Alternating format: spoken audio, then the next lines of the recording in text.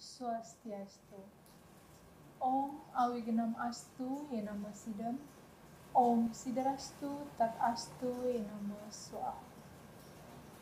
Pemirsa TVRI Gorontalo dimanapun Anda berada, senang sekali saya Ninyoman Pujiani kembali hadir menjumpai Anda dalam acara yang astungkara dapat menambah wawasan spiritual Hindu kita bersama, yaitu pencerahan Dharma. Dan pemirsa, kali ini saya sudah ditemani oleh narasumber yang luar biasa sekali, yaitu Bapak Dr. Andus Iketutirta selaku Ketua LPDG Provinsi Gorontalo. Om Swastiastu, Pak. Swastiastu. Punapi gatra nih ke Pak. Becik. Becik-becik. Dan juga pemirsa juga setelah hadir dua orang mahasiswa atau adik-adik kita yang juga sebagai peradah di Provinsi Gorontalo, yaitu G. Nuri dan juga G. Ayu. Om Swastiastu. Om Swastiastu. Sehat, G? Sehat. Dan pemirsa, kali ini kita akan membahas topik yang menarik sekali, yaitu Hindu Nusantara. Namun sebelumnya, kita dengarkan dulu sloka dari adik-adik peradah kita. Silakan. Om Swastiastu. Om Atas Sri Gita Mahatyam. Om Sri Ganesaya Nama. Om Narayana. Om Saraswati Jaya.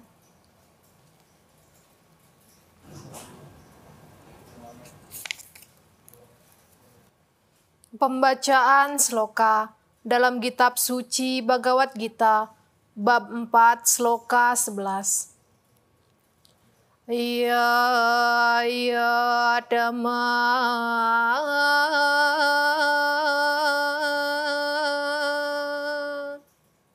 Aprabayate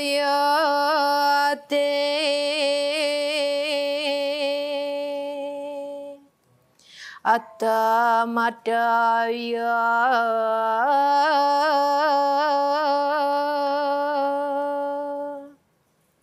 Abhajanama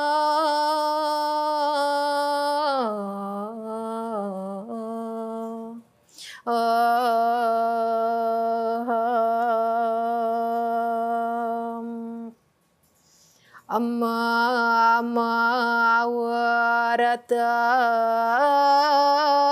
Wade Amano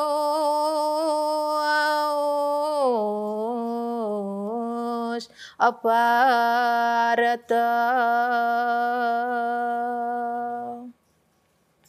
Asarawa Wasyayasa.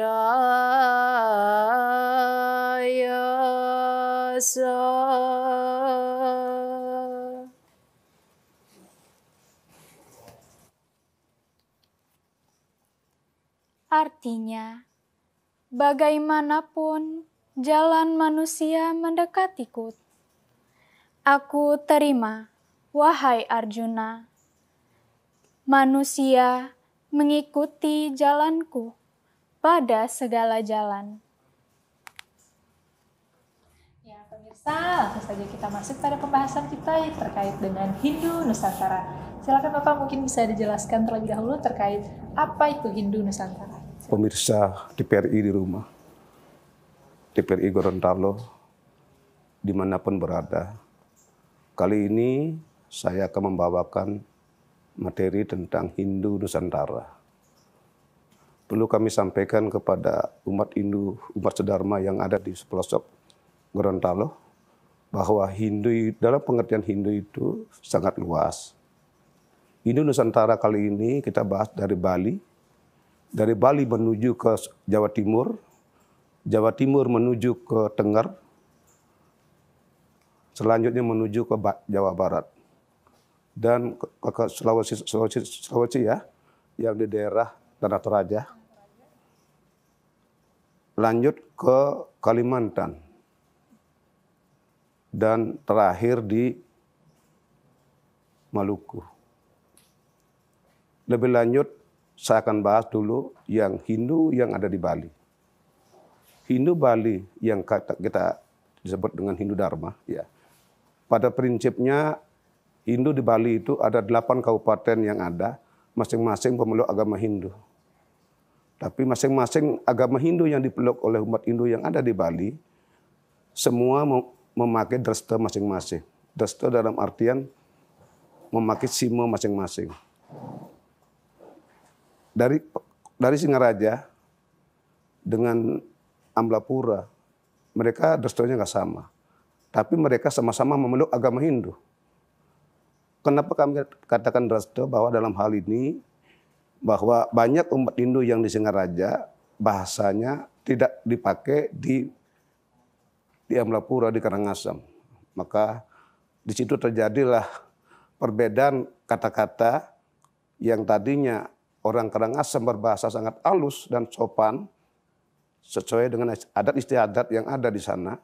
Justru Singaraja bahasanya agak kasar. Tapi mereka sama-sama pemeluk agama Hindu. Itu perbedaan yang sangat menjolok ya. Dari Singaraja menuju Karangasem, bahwa Hindu di Karangasem dan Hindu di Singaraja berbeda dalam tutur katanya. Perlu kita pahami bahwa ada 8 kabupaten di Bali itu, semuanya pemeluk agama Hindu, 99%. Bahwa ada yang 85%. Singaraja justru 85% karena di sana ada umat Muslim yang satu kecamatan yang tumbuh di Singaraja itu. Tapi mereka hidup berbaur dan umat Muslim pun yang tumbuh di Bali, yang lahir di Pulau Bali, kebanyakan mereka orang Bali. Namanya tetap Wayan, Nengah, Nyoman, Ketut. Karena mereka keturunan orang Bali. Tapi dulu katanya, sejarahnya ya, mereka tinggal di Bali itu karena dibawa dari Jawa. Karena termasuk setia dengan Raja Blambangan. Makanya sampai di Bali mereka diberikan tempat sama Raja Blelek supaya nantinya mereka tinggal dalam satu tempat, satu kecamatan yang dia tempat sekarang. Maka antara Hindu Bali dan Islam Bali yang ada di Singaraja itu hidup berdampingan, saling menghargai, toleransinya tinggi, makanya sampai sekarang tidak pernah ada gesekan-gesekan yang nantinya menimbulkan perpecahan antara mereka. Jadi di Bali banyak sekali agama Hindunya Pak ya, sehingganya di Bali orang menyebut identik dengan agama Hindu. Namun orang mungkin generasi sekarang belum banyak yang tahu bahwa ternyata Hindu itu banyak asalnya bahkan dari kota-kota lain seperti itu Pak. Ya. Jadi Hindu Bali, kalau kita bicara tentang Hindu asli ya, Hindu asli dari Bali yaitu di daerah Tenganan dan di Tenganan dan di daerah apa? Di Tenganan itu mereka itu memeluk asli agama Hindu. Asli agama Hindu. Jadi Bali Aga namanya. Bali ya. Aga. Tarunyan yang satu ya. Tarunyan. Jadi mereka itu memeluk agama Hindu dari semenjak dulu, dari sejarah nenek moyangnya. Tarunyan dan Tenganan. Dua-duanya itu adalah pemeluk agama Hindu asli Bali. Bali Aga namanya. Makanya kita akui bahwa Tarunyan itu punya budaya yang berbeda dengan Hindu-Hindu seperti Hindu yang ada sekarang. Tarunyan dia mempunyai ada istiadatnya yang baku dari dulu, yaitu mayat ditanam di kuburan, tapi tidak ditanam di tanah, cuma ditaruh saja ya, Pak? Di atas tanah dan tidak berbau karena di sekitar situ ada tanaman yang namanya pohon kemenyan ya. Makanya Tarunyan itu diambil dari pohon kemenyan itu. Makanya mayat ditaruh di atas pohon, di atas tanah yang ada di Tenganan di apa namanya? Yang tadi saya sampaikan itu, Tarunyan itu tidak berbau sama sekali di pinggir pantai. Makanya kuburan anak-anak, kuburan remaja, kuburan orang tua dipisahkan. Jadi di sana dari tempat objek wisata religius ya. Jadi banyak masyarakat yang ke Bali hanya menuju Trunyan supaya dia tahu bagaimana adat Trunyan. Iya, untuk tradisi kematian di Trunyan yang sebenarnya masih masuk wilayah Bali itu kan berbeda dengan Bali pada umumnya, Hindu pada umumnya. Itu jelas ada perbedaan yang sangat beda sekali, di mana yang agama Hindu yang lain itu biasanya untuk kematian kita lakukan penguburan atau dibakar atau langsung ngaben juga bisa. Namun ini hanya diletakkan di atas batu atau tanah di atas tanah atau bahkan hanya ditutupi bambu seperti itu. Itu kan berbeda Pak. Apakah kalau kita lihat dari segi agama kita yang sebenarnya nih, tuntunan kita atau kitab kita itu dibenarkan atau seperti apa Pak? Jadi sampai detik ini, sampai sekarang ini antara Tarunyan ya yang kita bahas tadi dengan umat Hindu yang lain memang berbeda jauh adat istiadatnya. Seperti yang disampaikan tadi, ditanyakan tadi bahwa umat Hindu selain Tarunyan dan Tenganan itu selalu melaksanakan upacara Witrayatnyonya, yaitu ada yang bakar langsung ngaben, ada yang ditanam dalam tanah ya, dikubur. Setelah itu diangkat lagi mayatnya, baru dibakar lagi. Mekinsan di tanah, mekinsan di geni istilahnya kalau Bali. Makanya untuk itu, makanya perbedaannya sangat menjolok karena antara Bali Age, Bali Mulo dengan Bali yang keturunan Majapahit seperti kita ini yang ada dari Balinya katanya dari Bali, tapi keturunan Majapahit beda dengan Bali Age yang ada di Bali seperti Tarunyan dan Tenganan itu.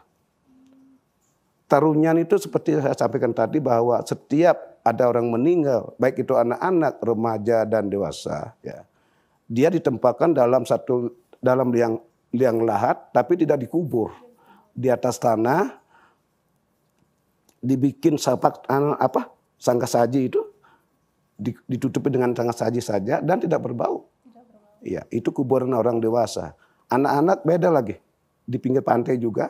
Di pinggir danau ya, bukan nggak ada pantai sana, danau Tarunyan itu ditaruh saja jenazahnya, cuma disembahyangin di atas tanah. Setelah jadi tengkorak justru dipakai jadi pagar di pinggir danau itu. Memang agak keramat, kesannya angker lain daripada yang lain di seluruh Indonesia ini, nggak ada kuburan seperti itu. Ya, tapi begitulah Bali Age yang dimiliki Bali asli. Budaya yang sudah melekat di daerahnya. Dan beda lagi dengan Pegeringsingan, ya ada ya Tenganan itu. Di sana dulu sejarahnya adalah kain Pegeringsingan yang anyaman daerah yang tadinya merupakan sebuah karya seni, itu pakai darah manusia. Mereka menganyam itu pakai darah manusia. Jadi perlu kita ingat bahwa Bali Age itu adalah Bali yang tidak bisa kita rubah adat istiadatnya. Dari leluhurnya seperti itu. Makanya kita menghormati dan selalu mengakui bahwa Tarunyan dan Tenganan adalah dua daerah yang Bali Mulo yang tumbuh pada zaman dulu. Dari zaman dulunya memang sudah seperti itu. Dan lestari hingga kini. Dilestarikan. Tenganan sekarang jadi daerah objek wisata religius juga. Banyak tamu-tamu barat, tamu-tamu domestik, tamu-tamu dari luar daerah yang datang ke Bali cuman menuju Tarunyan, menuju Tenganan, melihat bagaimana kain Pegeringsingan itu seperti apa. Ya, karena memang sangat unik. Sangat unik bentuknya, baru warnanya juga coklat tua, memang antiknya memang kelihatan. Itu situlah kita mengakui bahwa Tenganan itu luar biasa. Tapi sekarang karena zaman sudah modern, dia tidak pakai lagi darah manusia. Dulu kan darah manusia dipakai menganyam supaya batiknya itu kelihatan memang asli darah warna merah. Sekarang mereka justru pakai kulit-kulit kayu, ramuan-ramuan dari bahan-bahan kayu yang dipakai untuk menganyam hasil anyaman mereka itu warnanya. Itu Hindu yang di Bali Pak ya. Nah, kalau misalnya kita nyebrang nih ke Jawa, di Jawa juga kan kita lihat sebenarnya meskipun sedikit tapi ada Hindu Jawa Pak ya, atau Hindu yang hidup di lingkungan Pulau Jawa. Nah, itu perbedaannya sendiri seperti apa Pak dengan Hindu yang ada di Bali? Ya, sebelum kita lebih lanjut ya, kita membahas tentang Hindu Jawa, sebaiknya kita kembali lagi dulu ke Bali. Karena Bali belum selesai juga saya berikan informasi dalam kesempatan ini bahwa di Bali itu ada 8 kabupaten yang saya sampaikan tadi ya. Yang masing-masing daerahnya pemeluk agama Hindu. Pemeluk agama Hindu yang semuanya itu rata-rata penduduknya 85%, 95% mereka pemeluk agama Hindu. Jadi Hindu di Singaraja dengan Hindu yang di Karangasem, Hindu yang di Bangli, Hindu yang di Gianyar beda semua. Walaupun sama-sama pemeluk agama Hindu. Dia punya dresta. punya adat istiadat yang berlaku pada daerahnya masing-masing. Itu yang terjadi di Bali. Untuk itu maka saya minta kepada pemirsa di rumah yang mungkin mengikuti siaran ini bahwa kegiatan Indo Nusantara kami bahas dari Bali menuju Surabaya, menuju Jawa. Untuk itu saya minta sama Ibu Komang agar nanti dipahami dulu Balinya secara keseluruhan, yaitu Bali 8 kabupaten, 2 daerah yang Bali Ago. Jadi Hindu Jatimulo, Hindu yang dari dulunya. Itu. Kalau kita sekarang menuju ke Jawa Timur, ya di sana juga banyak Surabaya, banyak pura-pura yang sudah dibangun di sana. Tapi pura-pura dibangun di sana adalah agama kepercayaan dulunya. Mereka tidak memunculkan Hindunya. Agama kepercayaan yang ada di Surabaya, termasuk di Tengger ya, agama Hindu Tengger, beda dengan agama Hindu yang ada di Bali. Di Bali Beda. Bedanya apa? Kalau di Bali kita mengenal kasta, atau ya, ya. Brahma, ya ada Brahmana, Ksatria, Wasya dan Sudra. Tapi kalau di Tengger nggak mengenal kasta. Tidak mengenal ya. Bahwa pemangku yang menyelesaikan upacara itu adalah dukun, istilahnya di sana. Istilahnya dukun sekarang pemangku sebagai pendampingnya dukun. Jadi yang menyelesaikan upacara di Tengger itu, Indo Tengger, adalah para dukun. Kalau dukun sudah di depan sama dengan Perando di Bali. Pinandita. Orang pintar. Jadi dia menyelesaikan upacara. Pemangku yang dibentuk belakangan ini karena Indo disamakan kan, ke pemangkuan dibentuk dalam bentuk wadah supaya ada pendamping para dukun, pemangku yang mendampingnya hanya melaksanakan tugasnya. Menjalankan semua dukun sampaikan apa. Makidar seperti itu. Maka untuk itu makanya Indo Tengger dengan Hindu Bali sangat beda. Baik Pak, sepertinya menarik sekali Pak. Masih banyak sekali yang mungkin pemirsa ingin tanyakan dan ingin tahu. Namun kita jeda dulu sebentar Pak ya. Baiklah pemirsa, jangan kemana-mana. Kami masih akan kembali setelah pesan-pesan berikut ini.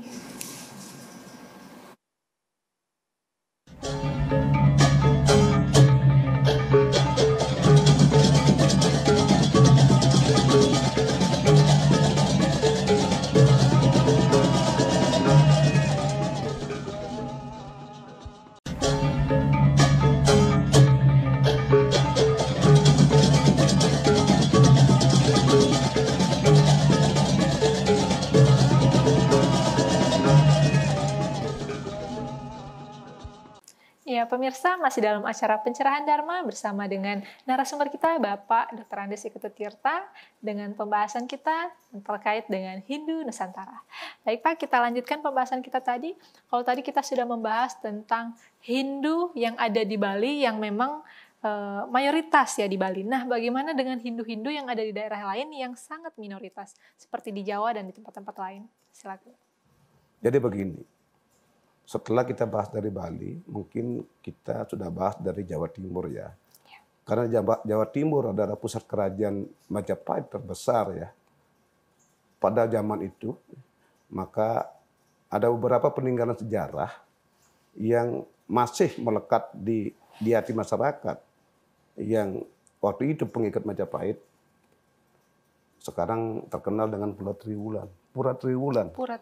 Yang dibangun oleh pemerintah Jawa Timur ya, karena meyakinkan bahwa Jawa Timur dulu bahwa pernah ada sejarahnya Raja Majapahit berkuasa di Indonesia ya, sampai Sumatera semuanya di Nusantara ini. Makanya untuk itu di Jawa Timur banyak peninggalan-peninggalan yang kebanyakan penganut Hindu kepercayaan. Artinya dalam mereka itu semuanya adalah Hindu, tapi waktu dulu karena mereka itu menghilangkan identitas supaya nggak nampak di mata masyarakat, jadi mereka agama kepercayaan pertama. Ya, setelah dituntut oleh masyarakat, oleh pemerintah supaya mereka punya identitas seperti yang disampaikan tadi sama Ibu Nyoman bahwa masyarakat Hindu di Jawa Timur otomatis di KTP-nya sekarang Hindu. Dulu kan KTP-nya nggak Hindu karena pemerintah minta identitas, pastinya agama itu agama apa. Mereka sudah berani menampilkan agama Hindu di KTP-nya. Dulunya agama kepercayaan. Nama agamanya agama kepercayaan. Dulunya kan begitu. Kalau pemerintah belum membuat aturan, sekarang pemerintah sudah jelas 5 agama yang sah yang diakui di negara kita. Makanya Jawa Timur, kebanyakan umat Hindu Jawa Timur sudah punya KTP Hindu. KTP-nya Hindu. Pura-pura sudah dibangun ya, pura-pura Jawa Timur sudah dibangun. Makanya umat Hindu Jawa Timur merasa nyaman karena sudah punya KTP dan memang benar-benar pemeluk agama Hindu. Kalau Hindu dulu kan agama Hindu Kejawen namanya ya, istilahnya Kejawen. Umat Hindu di sana menampilkan adat istiadat Kejawen itu istilahnya baru lahir anak itu diberikan upacara ya. Sepertinya Kepus Pungsat dibikin upacara macam Bali. Nah sekarang diperjelas lagi bahwa adat itu mereka punya duluan. Sebelum Bali punya, Jawa duluan yang punya. Makanya Bali itu mengikuti Jawa, Majapahit. Itu ya pengaruh Majapahit seperti Hindu yang ada di Bali itu kan pengaruh Majapahit kebanyakan.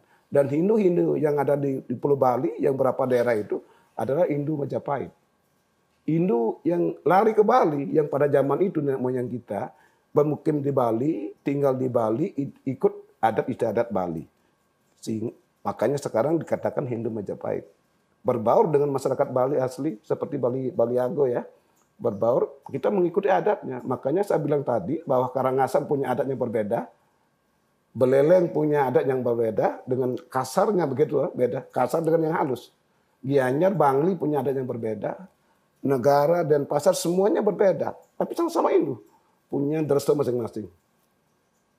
Makanya di Jawa Timur seperti pertanyaan tadi, bahwa saya katakan Jawa Timur sebagai daerah Jawa Timur dan Tengger. Itu memang Hindu Tengger.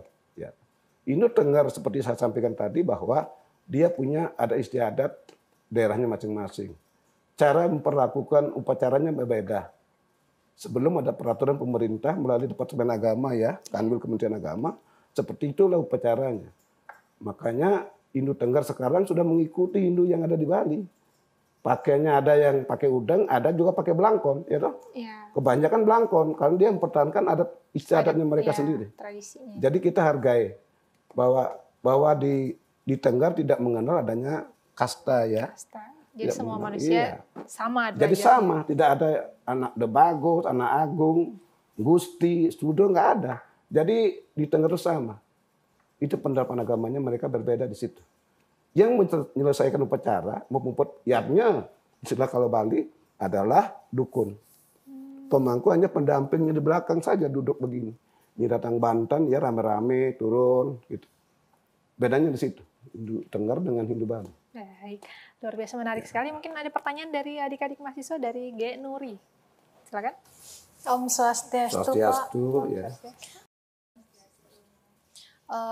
Di sini saya mau bertanya tentang tradisi Hindu di Nusantara. Nah, setiap daerah itu kan memiliki upacara yatnya yang berbeda-beda. Misalnya seperti pada saat kematian ada sebagian masyarakat yang hanya meletakkan mayat itu di atas tanah. Nah, itu dengan Bali misalnya seperti pengkuburan mayat yang sudah meninggal itu bagaimana Pak?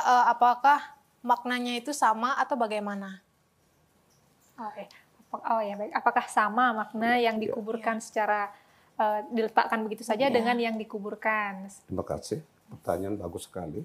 Berarti masih sekitar Bali pertanyaan ini belum kembali kejawab. Lagi ke Bali. Ya. Jadi begini, dulu saya jelaskan kepada adik-adik supaya paham ya, karena kita umat Hindu kok tidak paham dengan agamanya gitu loh. Jadi umat Hindu Bali seperti yang saya sampaikan tadi bahwa umat Hindu Bali itu ada Ruo Binedo ya.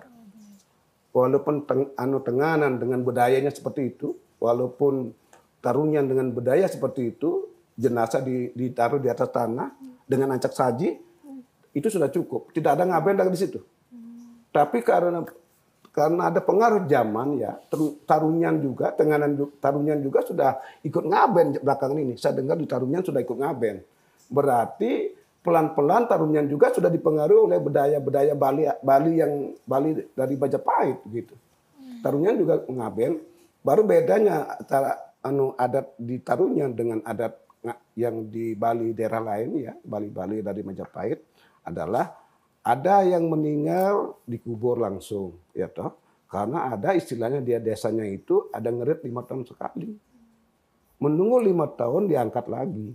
Jenazah yang sudah ditanam itu dikremasi, diangkat lagi, baru ngaben. Ya. Setelah ngaben, ya meroras, ya toh, yang digoyangkan supaya nanti yang meninggal sudah menjadi betara, ya toh, sejajar dengan Sang Hyang Widi, ya toh. Begitu kan disanggah sudah ada ruang batu, ya, gedong batu melinggi digoyang, ya toh. Artinya di sana bersemayamlah digoyang bahwa almarhum yang sudah meninggal itu sudah disejajarkan dengan Sang Pencipta gitu. Makanya setiap odalan itu kan ada ini Banten untuk digoyang, ya disanggah. Sing tadi dibalin lagi, dibalin daging nggak boleh karena ide sudah meragu Sang Hyang Widi sudah di atas ya, betari istilahnya gitu kalau bahasa Balinya. Mohon maaf, mungkin saya berbahasa Bali karena sekitar kami ini adalah orang Bali asli yang tinggal di sini di Gorontalo. Maka untuk itu perbedaan yang ada di Bali itu sangat unik. Itu yang dijadikan tempat bagi wisatawan asing untuk yang ke Bali untuk melihat budaya Bali seperti apa. Seperti yang saya sampaikan tadi bahwa ada yang jenazah yang ditaruh saja di atas tanah dengan asak saji, ada yang ditanam dan ada juga yang dibakar langsung. Kalau pas itu yang meninggal adalah Brahmana, ya toh? Brahmana atau para pandita setingkat itu.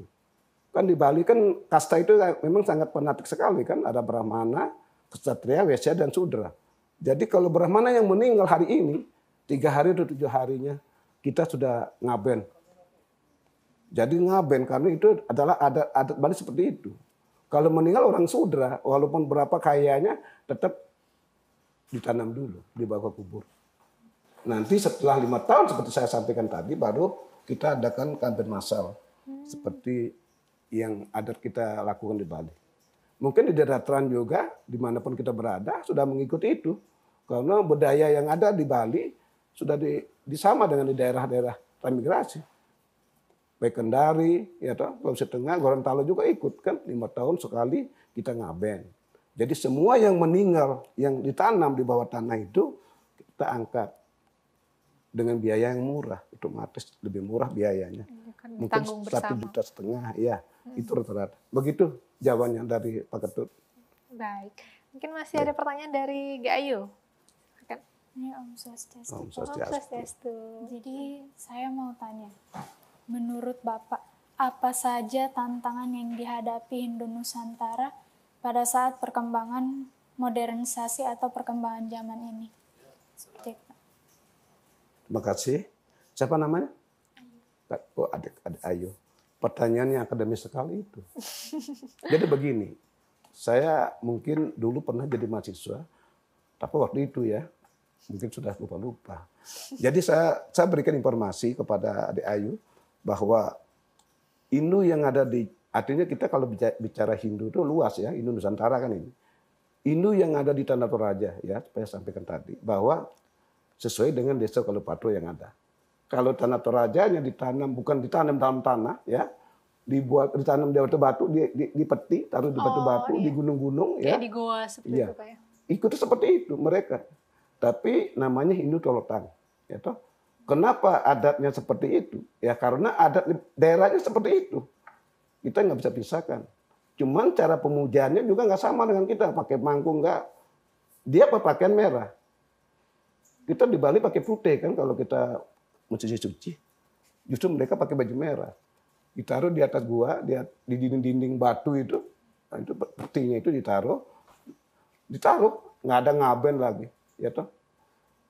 Sedangkan Jawa Timur baru sekarang ini ada ngaben, apa namanya itu istilahnya saya lupa ya. Di Jawa Timur ada ngaben massal 2000 sawo gitu. Tapi sederhana sekali nggak macam di Bali. Repot ngai bade, ngai lembu, ngai petulangan lah. Dibawa ke laut, nganyut ceritanya, sudah selesai. Dan nganyut itu kan mesangkil ya. Iya. Adat Jawa punya mesangkil, sawona mesangkil, awana ke laut. Selesai, karena kepercayaan mereka seperti itu. Ya, lekat dengan budaya daerah. Ya, kita nggak paksakan, makanya Hindu Nusantara itu beragam, tidak sama. Tapi kalau kita meninjau dari segi adat istiadat yang ada di daerah itu, Bali mungkin sama, kelihatan tata cara ngabennya itu sama. Tapi kita sudah mengarah ke Jawa, karena ini Nusantara ini sudah menyesuaikan dengan adat istiadatnya. Ya, toh? Begitu Jawa Barat, karena Hindu Jawa Barat itu kan batu Hindu yang tumbuh pada zaman yang setia dengan kerajaan Siliwangi dulu. Jawa Barat dulu kan kerajaan Siliwangi yang terkenal hebat, mantraguna. Pemeluk Hindu Hindu Halukta yang di Jawa Barat itu, di Bandung itu cuma sedikit sekali. Tapi ada gitu.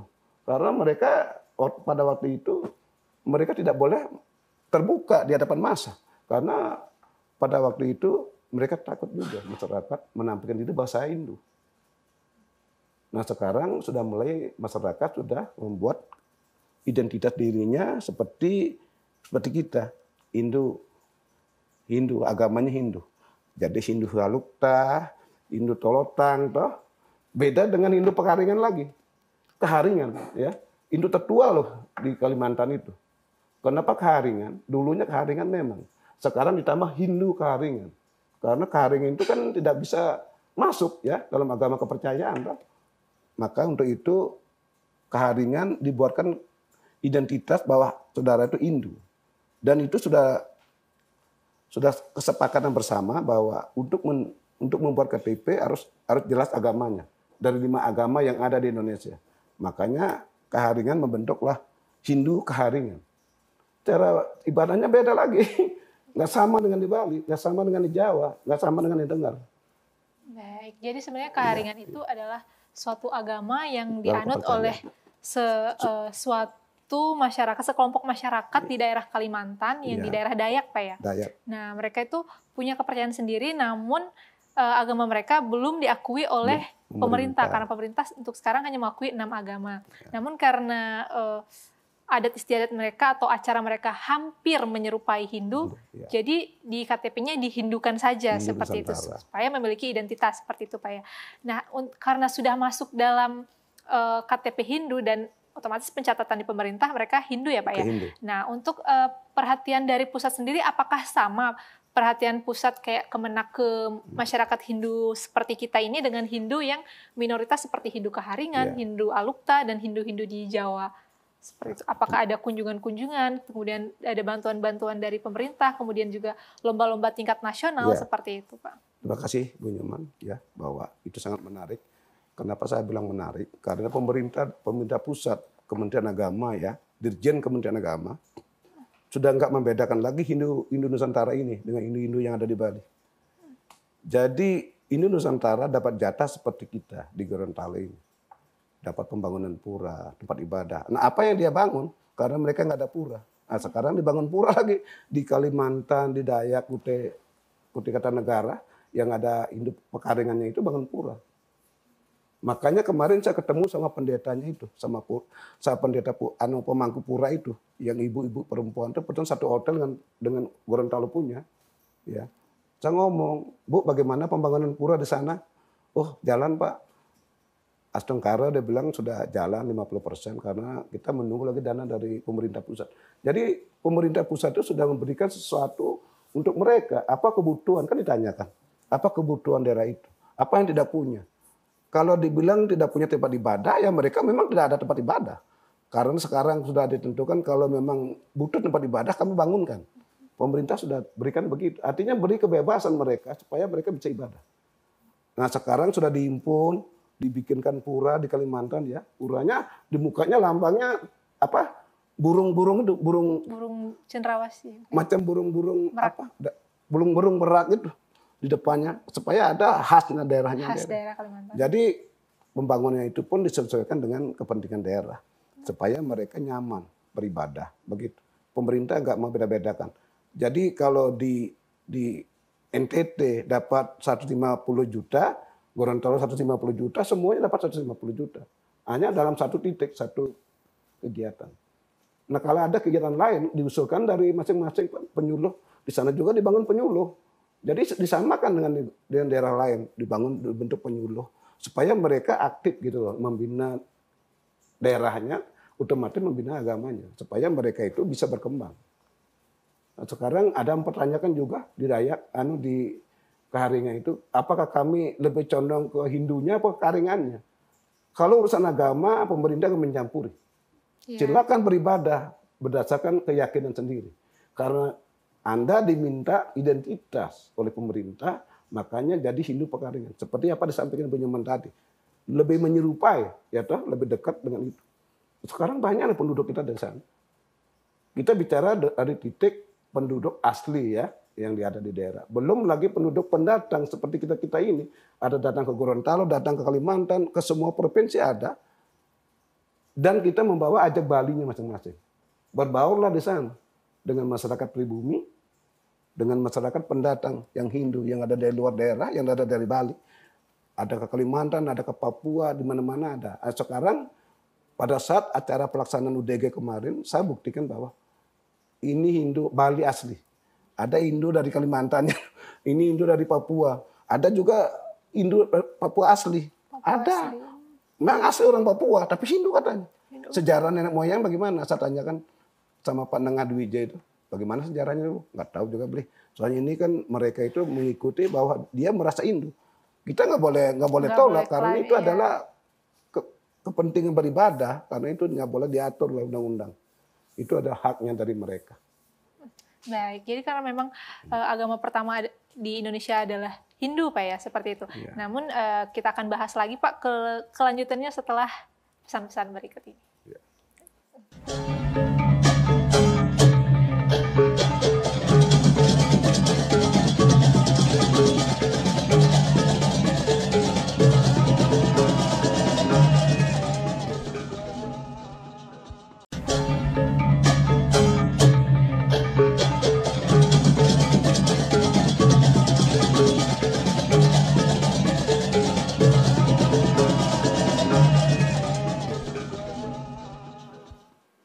Ya pemirsa, masih dalam acara pencerahan Dharma dengan tema kita yaitu Hindu Nusantara.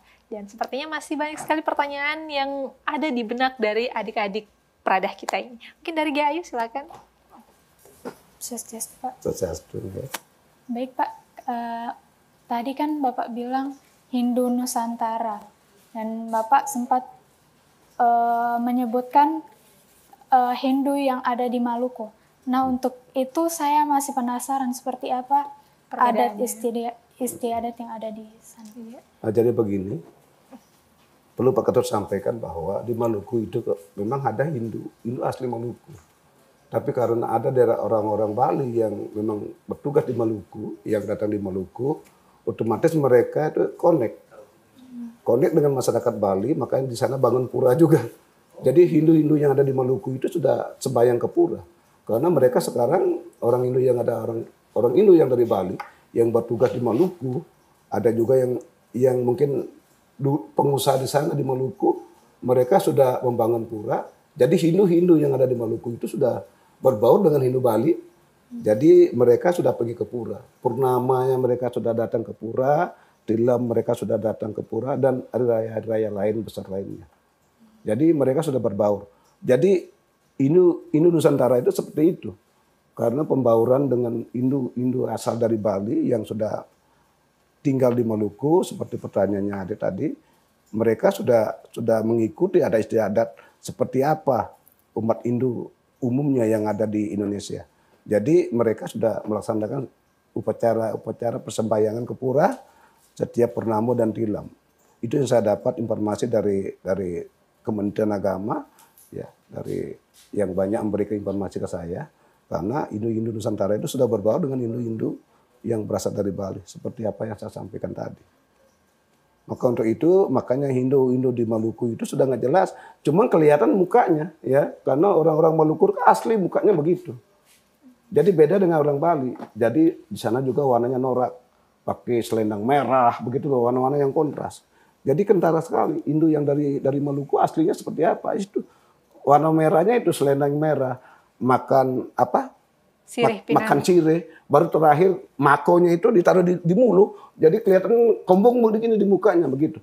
Jadi itu khasnya mereka. Jadi Arab maklum karena mereka punya khas budayanya begitu. Jadi mereka rasa nggak nyaman kalau nggak ada mako di bibir, nggak ada sirih. Ya, yang mako apa namanya bahasa Indonesia? Iya, sirih pinang. Pinang enggak, yang sudah dikeringkan baru ditaruh di bibir merah. Kok ceklek Jadi rasanya nyaman, macam gula-gula begitu kalau kita rasakan. Mungkin Jadi sudah budaya mereka Iya, ya. jadi budaya mereka itu nggak bisa kita hilangkan. Dan kita juga punya hak, punya kewajiban bahwa kita melaksanakan kewajiban kita untuk sembahyang. Nah, mereka ikut. Ya, karena sudah ada pura bagi dia sudah nyaman sekali. Karena tempat ibadah sudah didirikan di daerah itu. Betul sekali. Begitu. Yang penting kita tetap untuk saling menghargai dari segala perbedaan seperti itu, Pak ya. Iya. Dan mungkin masih ada pertanyaan dari G. Nuri. Persilakan. Swastiastu, Gen Nuri ya. Saya mau bertanya tentang Hindu di Jawa Timur. Nah, kan kalau di Bali itu kan aturan Hindunya itu ketat sekali. Nah, mungkin di daerah Jawa Timur itu apakah sama ketat seperti itu atau bagaimana? Misalnya tidak boleh, misalnya kalau orang beribadah itu kalau datang bulan itu tidak boleh melaksanakan ibadah. Apakah di Jawa Timur itu juga begitu atau lebih ketat lagi daripada Hindu di Bali?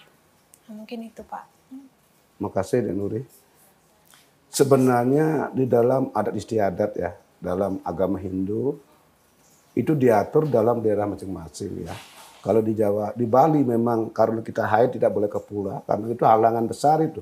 Itu akan jadi musibah bagi adat kita, daerah kita karena yang bersangkutan melanggar aturan ya, kepercayaan baik kepercayaan kepada dosa yang dewasa, Tuhan Yang Maha Esa, apalagi datang bulan itu memang hukumannya artinya kita tahu diri bahwa kita tidak boleh melaksanakan aktivitas yang namanya ke dewan-dewan, ke suci-suci.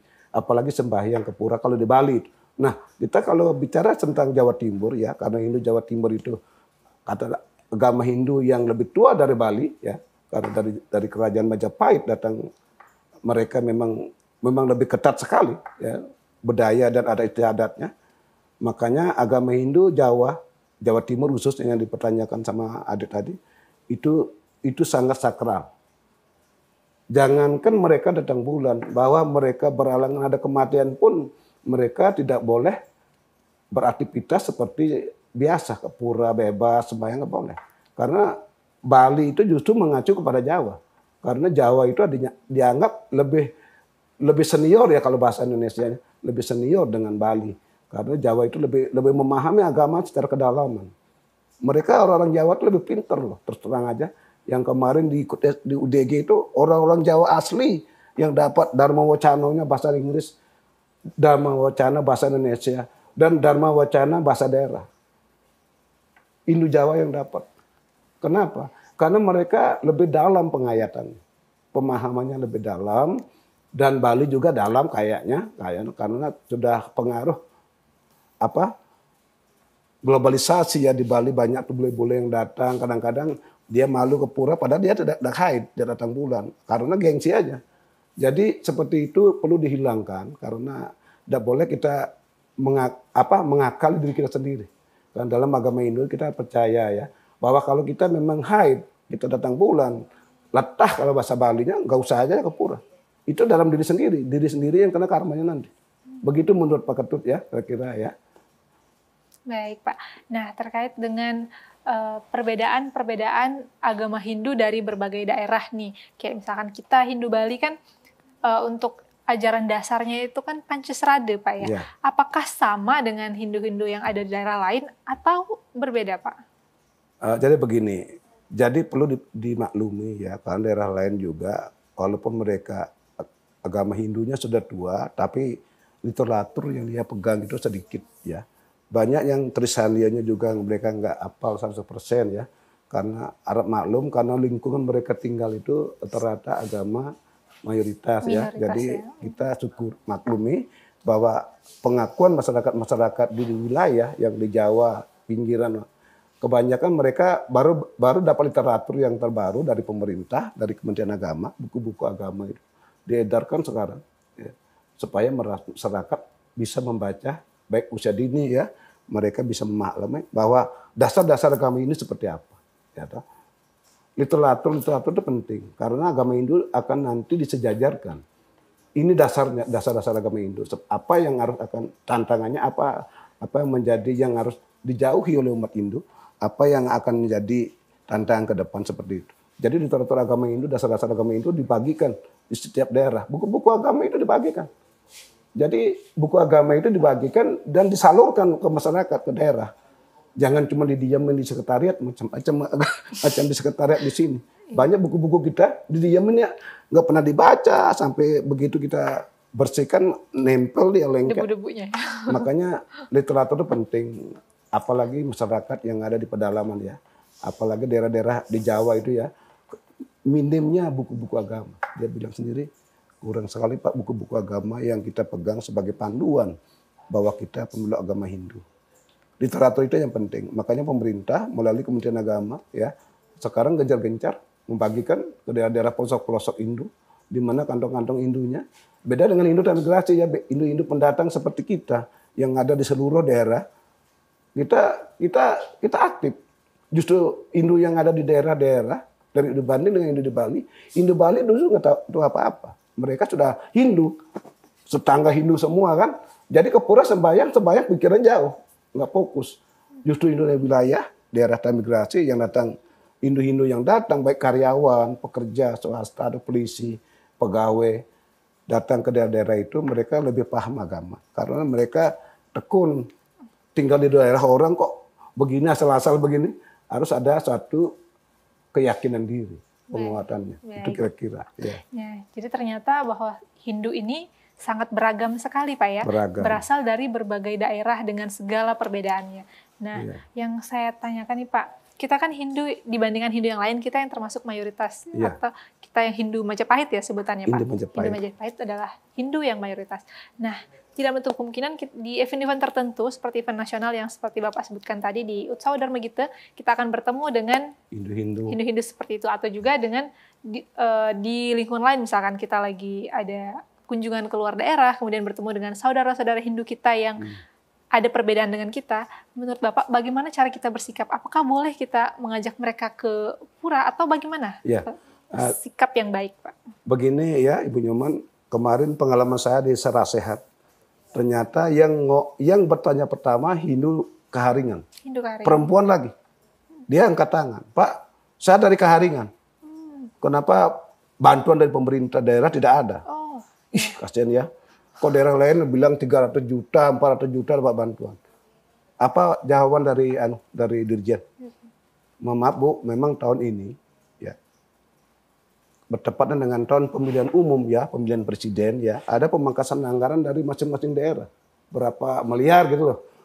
Jadi bantuan pemerintah daerah untuk paguyuban, kalau di sana paguyuban Hindu yang ada di Hindu Keharingan yang di Kalimantan mungkin sudah dipangkas, makanya bantuan ibu itu kosong, nihil tahun ini. Dia bilang, tidak boleh begitu Pak, bagaimana kami dapat juara di tingkat nasional kalau memang fasilitas nggak ada. Pakaian yang kami tampilkan tadi malam itu kan ada pakaian ya. parade daerah kan. Iya, Gorontalo termasuk juara 2 kalau nggak salah. Cuman tidak dapat hadiah gitu loh, dibilang juara 2 Gorontalo, tapi yang dapat hadiah karena kita memang siap lahir batin memang dari Gorontalo. Kita sewa pakaian adat Gorontalo 150.000 per kali 33 orang. Bayangan kemarin itu memang luar biasa. Makanya saya bilang Gorontalo tampil maksimal. Dia bilang Gorontalo. Begitu tampil maksimal, besoknya Sarasehan memang diomongin kita semua. Gorontalo berpakaian yang mewah, DKI berpakaian yang mewah. Tentu biayanya besar. Itu kan disewa. Kalimantan pakaian apa adanya. Yang dari Hindu Keharingan. Kasihan gitu loh. Kenapa saudara kita Keharingan cuman apa adanya dia tampil. Sebenarnya dalam kepercayaan agama itu seperti itulah yang sebenarnya yang kita cari. Kesederhanaan, apa yang kita miliki itu yang kita tampilkan di hadapan juri. Kenapa kita harus sewa pakaian yang mewah-mewah ya? Sampai 7 juta saya bayar untuk pakaian adat Gorontalo. Saya bawa itu ke Solo.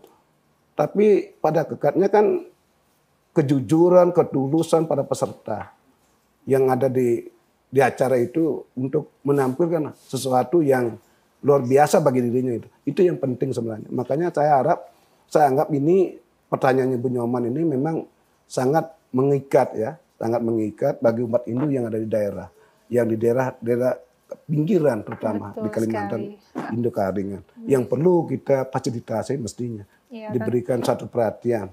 Baik, tentunya harapan ke depan meskipun Hindu itu banyak Beragam. banyak jenis-jenisnya atau Beragam. banyak asalnya dan mungkin ada perbedaan-perbedaan. Semoga ke depan pemerintah bisa memberikan perhatian yang sama rata ke semua umat Hindu di seluruh Indonesia dan tentunya bukan hanya umat Hindu ya, semua agama di Indonesia. Mungkin kita bisa langsung masuk ke kesimpulannya, Pak. Ya, terima kasih Benyoman ya, karena kita sudah bicarakan tentang Hindu Nusantara, bahwa kesimpulan pada kesempatan kali ini bahwa kita sampaikan kepada pemirsa di rumah yang sempat mendengar dan memperhatikan, mengikuti perkembangan kegiatan kali ini, bahwa Hindu Nusantara yang ada di Bali beda dengan Hindu ada di Jawa dan beda dengan Hindu yang ada di yang ada di Maluku, Tengger. Tengger, ya. Untuk itu makanya mari kita sama-sama syukuri bahwa Hindu itu beragam.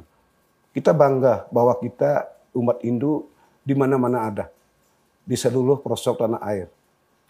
Yang Hindu Balinya, Hindu Jawanya, Hindu Jawa Tengah, Jawa Barat, Sulawesinya, bawah Kalimantannya, sampai di Maluku, Hindu itu ada.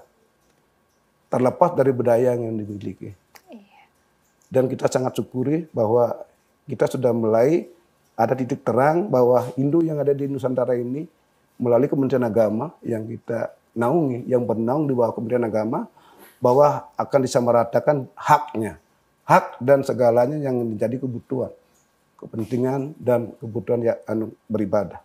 Terima kasih. Iya baik, terima kasih banyak Bapak untuk pencerahannya hari ini. Tentunya semoga dapat bermanfaat untuk kita semua dan bisa menjadi perhatian bagi kita semua ya, bahwa ternyata di luar sana banyak saudara-saudara kita. Nah sebelum kita tutup pembahasan kita dengarkan dulu sloka dari adik-adik peradah kita. Silakan.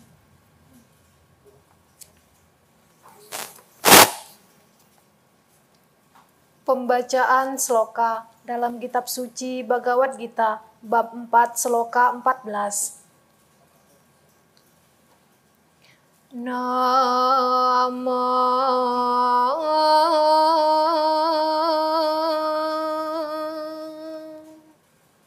agaramani aliapo name akarama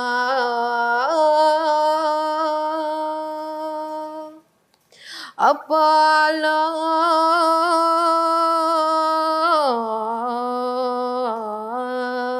asparasa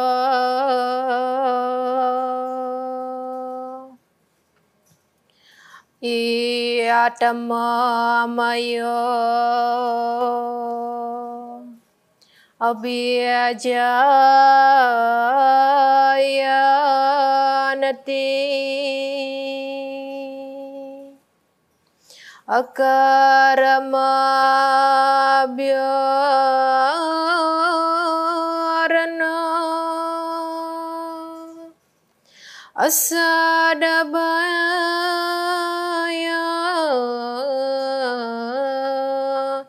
ayate.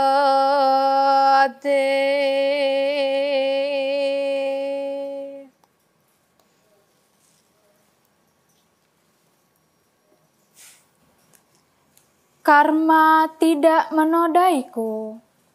Aku juga tidak mengharapkan pahala kerja. Sesungguhnya mereka yang mengetahui hal seperti itu ada padaku. Ia tidak lagi terikat oleh karma.